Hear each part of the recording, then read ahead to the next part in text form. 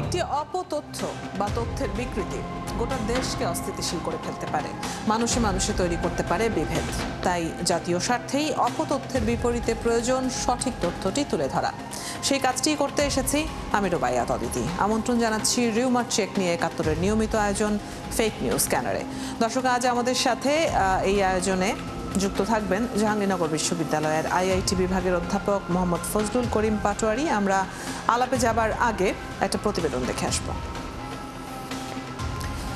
মাইলস্টোনের দগ্ধ শিশুদের নিয়ে যখন স্বজনদের আহাজারিতে ভারী হচ্ছে বাতাস, তখন ফেসবুকে ভেসে উঠল এক হ্যাকারের ছবি, সাথে একটি স্ট্যাটাস। দাবি করা হয় মাইলস্টোনে বিমান বিধ্বস্তের ঘটনা নাকি আগেই জানতো হ্যাকাররা এবং তারা ভবিষ্যৎবাণী করেছিল। পরে ফ্যাক্ট চেক করে দেখা গেল দাবিটি ভুয়া। মূলত এটি একটি স্ক্যাম পেজ। স্ট্যাটাসের কোথাও বাংলাদেশ নামও নেই। ওদিকে ডাক্তার সামন্তলাল সেনকে কারাগার থেকে মুক্তি দিয়ে দগ্ধদের চিকিৎসার কাজে নিয়োগ করা হোক, এমন দাবিতে একাধিক পোস্ট ছড়িয়েছে। তবে ফ্যাক্ট চেক করে রিউমার স্ক্যানার জানায় ডাক্তার সামন্তলাল সেন মোটেও কারাগারে আটক নেই, তিনি স্বেচ্ছায় আত্মগোপনে চলে যান। এর বাইরেও মাইলস্টোন ট্র্যাজেডিকে ঘিরে প্রায় 10টি ভুয়া ছবি ঝড় তুলেছে ফেসবুকে। দর্শক, চলুন কয়েকটি ফ্যাক্ট চেক দেখে নিই। মাইলস্টোন স্কুলের দগ্ধ শিক্ষার্থীদের নিয়ে যখন হিমশিম খাচ্ছে হাসপাতাল কর্তৃপক্ষ, তখন ফেসবুকে ছড়িয়ে পড়ল একাধিক পোস্ট, যেখানে দাবি করা হয়েছে বার্ন অ্যান্ড প্লাস্টিক সার্জারি বিশেষজ্ঞ ডাক্তার সামন্তলাল সেন কারাগারে আটক আছেন এবং মাইলস্টোনের এই পরিস্থিতিতে তাকে কারাগার থেকে মুক্তি দিয়ে আহতদের সেবার কাজে নিযুক্ত করা হোক। তবে ফ্যাক্ট চেক করে জানা গেল ডাক্তার সামন্তলাল সেন কারাগারে আটক নেই। তার নামে একটি হত্যা মামলা দায়েরের তথ্য পাওয়া গেলেও তাকে ওই মামলায় এখন পর্যন্ত গ্রেপ্তার করা হয়নি। ওদিকে মাইলস্টোনের দগ্ধ শিশুদের নিয়ে যখন স্বজনদের আহাজারিতে ভারী হচ্ছে বাতাস, তখন ফেসবুকে ভেসে উঠল এক হ্যাকারের ছবি, সাথে একটি স্ট্যাটাস। অ্যানোনিমাস মেইন পেজ নামের সেই ফেসবুক পেজের স্ক্রিনশট ছড়িয়ে দিয়ে দাবি করা হয় মাইলস্টোনে বিমান বিধ্বস্তের ঘটনা নাকি আগেই হ্যাকাররা জানতো এবং তারা ভবিষ্যৎবাণী করেছিল। পরে ফ্যাক্ট চেক করে দেখা গেল দাবিটি ভুয়া। মূলত এটি একটি স্ক্যাম পেজ। স্ট্যাটাসের কোথাও বাংলাদেশ নামটি নেই। ভারতের একটি গ্রামের স্কুলের ছাদ ধসে পড়ে এক শিশু মারা গিয়েছিল, সেখানেও এই একই পেজের স্ট্যাটাসের স্ক্রিনশট একই দাবিতে ছড়িয়ে দেওয়া হয়েছিল। এর মাঝে আরেকটি ভিডিও ছড়িয়ে গেল ফেসবুকে। সেখানে দেখা যাচ্ছে একটি বিমানের পাইলট প্যারাশুট দিয়ে নেমে আসছেন। দাবি করা হয়েছে উত্তরায় মাইলস্টোন স্কুলের ভবনের ওপরে বিধ্বস্ত হবার আগে বিমান থেকে নেমে এসেছেন পাইলট। তবে ফ্যাক্ট চেক করে জানা গেল ভিডিওটি আজকের নয়, এটি 2024 সালের মে মাসের। পুরনো এই ভিডিওটি মাইলস্টোনের ঘটনার দাবিতে ছড়িয়ে দেওয়া হয়েছে। উত্তরার মাইলস্টোন স্কুলে বিমান দুর্ঘটনার পর থেকে ফেসবুক সহ প্রায় সব সামাজিক যোগাযোগ মাধ্যমে বিধ্বস্ত যুদ্ধ বিমানের দৃশ্য দাবিতে অন্তত 7টি ভিন্ন ছবি ছড়িয়ে পড়ে এবং তুমুল আলোচনায় আসে। অনেকেই সেগুলো শেয়ার করে আক্ষেপ জানিয়ে স্ট্যাটাস দিয়েছেন। তবে ফ্যাক্ট চেক করে রিউমার স্ক্যানার টিম জানায় আলোচিত 7টি ছবি উত্তরায় বিধ্বস্ত হওয়া যুদ্ধ বিমানের দৃশ্যের নয়, বরং ছবিগুলো কৃত্রিম বুদ্ধিমত্তা ব্যবহার করে তৈরি করা হয়েছে। এখানেই শেষ নয়, ফেসবুকে ছড়িয়ে পড়া একটি ভিডিওতে দেখা যাচ্ছে মাইলস্টোন কলেজ লেখা একটি বিল্ডিংয়ে একটি বিমান বিধ্বস্ত হচ্ছে। ক্যাপশনে দাবি করা হয়েছে যেভাবে দুর্ঘটনাটি হয়েছিল। তবে ফ্যাক্ট চেক করে দেখা গেল ভিডিওটি আসল নয়, এটিও এআই প্রযুক্তি ব্যবহার করে তৈরি একটি ভুয়া ভিডিও। দর্শক, আজ ফ্যাক্ট চেক বিশ্লেষণ করে দেখা যাচ্ছে বেশিরভাগ গুজব ছড়িয়েছে মাইলস্টোন ট্র্যাজেডি নিয়ে। পুরাতন ছবি সাথে মিথ্যা ক্যাপশন মিশিয়ে তৈরি হচ্ছে অপতথ্য। এরপর ছড়িয়ে দেওয়া হয়েছে সবকটি সামাজিক যোগাযোগ মাধ্যমে। রুবাইয়াত অদিতি, একাত্তর।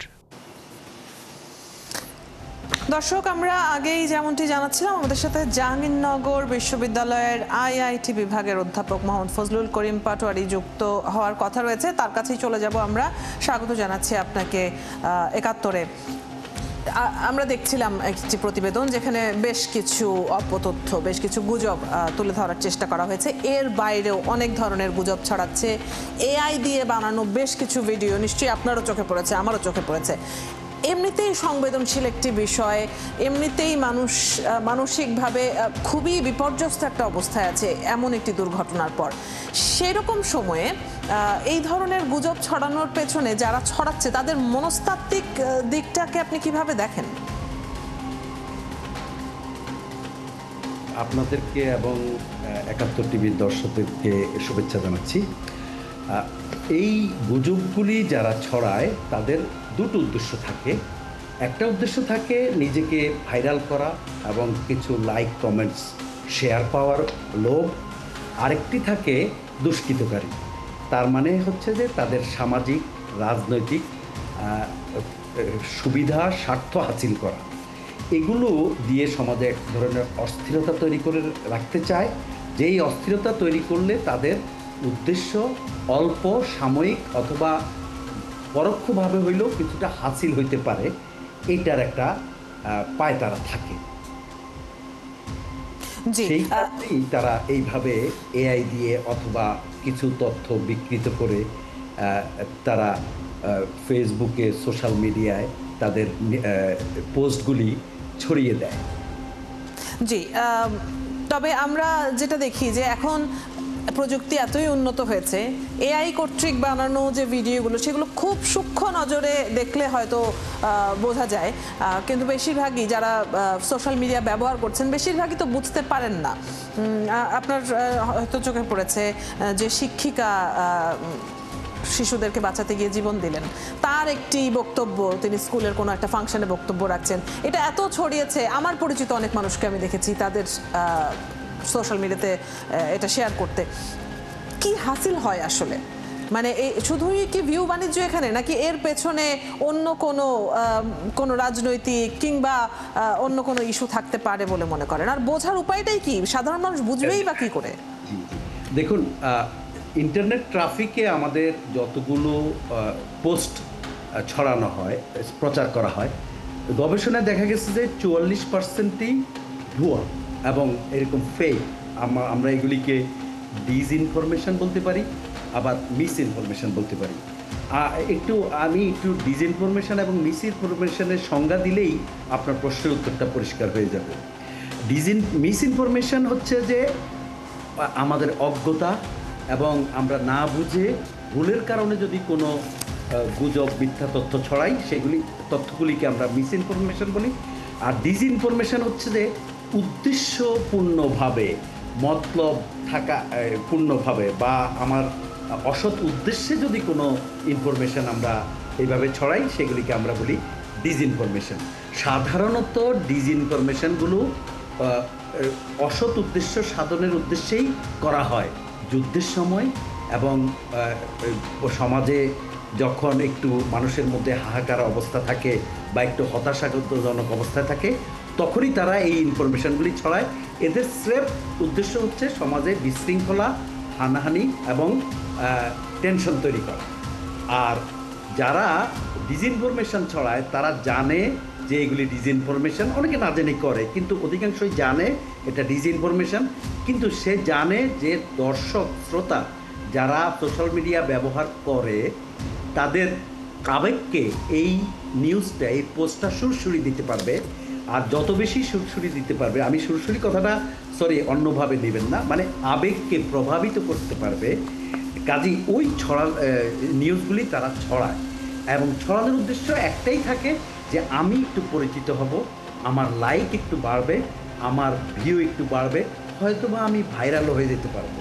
কাজেই যারা ডিসইনফরমেশন ছড়ায় তারা না জেনে এবং তাদের একটু এই উদ্দেশ্য যে আমি ভাইরাল হব। আর যারা মিস ইনফরমেশন ছড়ায় যারা ভাইরাল হব, আর ডিসইনফরমেশন যারা ছড়ায় তাদের ভাইরাল হওয়ার সাথে সাথে তাদের উদ্দেশ্য অস্থিরতা তৈরি করে। জি, একটু আমরা যেহেতু আলোচনা আসলে খুব বেশি সময় নেই, আপনার কি মনে হয় এই ধরনের পরিস্থিতি যেহেতু এখন আমরা দেখছি, মানে গুজব ছড়াতে তো আমরা দেখছি গত 1 বছর ধরে অনেক বেশি পরিমাণে, আপনার কি মনে হয় সরকারি কিছু উদ্যোগও থাকা উচিত? বেসরকারি কিছু উদ্যোগ তো আছে, ফ্যাক্ট চেকিং কিছু প্রতিষ্ঠান আছে। অ্যাবসলিউটলি, আমাদের ফ্যাক্ট চেকিং প্রতিষ্ঠানগুলো আমাদের যেরকম যাচাই আছে, বিডি ফ্যাক্ট চেকার আছে, ইত্যাদি আছে, কিন্তু তারা হয়তোবা সব কন্টেন্টকে যাচাই করে সমাজের কাছে পৌঁছে দিতে পারে না খবরটি। কিন্তু আমাদের নাগরিক যারা আছি, আমরা ফেসবুক ব্যবহারকারী যারা আছি, তাদের উচিত, যারা সচেতন তারা তাদের বন্ধুবান্ধব, আত্মীয় স্বজন, পরিবার, অফিস এবং কলিগ, আমি আমার ছাত্রছাত্রী, তাদেরকে সচেতন করে তোলা। এবং সরকারের উচিত যে কোনো ইনফরমেশন যখন নাগরিক সন্দেহ পোষণ করবে তখন যাতে যাচাই করতে পারে সেই রকম ব্যবস্থা তৈরি করা। আর সর্বোপরি এটাকে আমি বলবো মিডিয়া লিটারেসিটাকে বাড়াইতে হবে। এই জন্য আমাদের স্কুল থেকে শুরু করে এবং বিশ্ববিদ্যালয় পর্যন্ত সচেতনতা তৈরি করার উদ্যোগ নিতে হবে। সেই উদ্যোগটা বিভিন্ন ফর্মেই নেওয়া যায়, আজকে স্বল্প সময়ে সেটা আলোচনার বাইরে আমি রাখতে চাই। অনেক ধন্যবাদ। বেশ কিছু বিষয়ে আপনার মতামত এবং মন্তব্য আমরা জানছিলাম। ধন্যবাদ আমাদেরকে আজকে সময় দেওয়ার জন্য। আপনাদেরকে এবং দর্শক, আমাদের সাথে আজ জাহাঙ্গীরনগর বিশ্ববিদ্যালয়ের আইআইটি বিভাগের অধ্যাপক মোহাম্মদ ফজলুল করিম পাটোয়ারি যুক্ত ছিলেন। আপনারা আছেন ফ্যাক্ট চেক নিয়ে একাত্তরের নিয়মিত আয়োজন ফেক নিউজ স্ক্যানারে। প্রতিদিন আমরা রিউমার দূর করতে হাজির হই ঠিক একই সময়ে একইভাবে। আপনারাও যুক্ত হতে পারেন। যে কোনো খবর যদি আপনাকে সংশয়ে ফেলে সেটির একটি স্ক্রিনশট আমাদেরকে মেইল করতে পারেন fns.71tv@gmail.com অথবা ফেসবুকে যোগাযোগ করুন www.facebook/fake news scanner। আমরা সেই তথ্যের ফ্যাক্ট চেক করে আপনাদের জানাবো।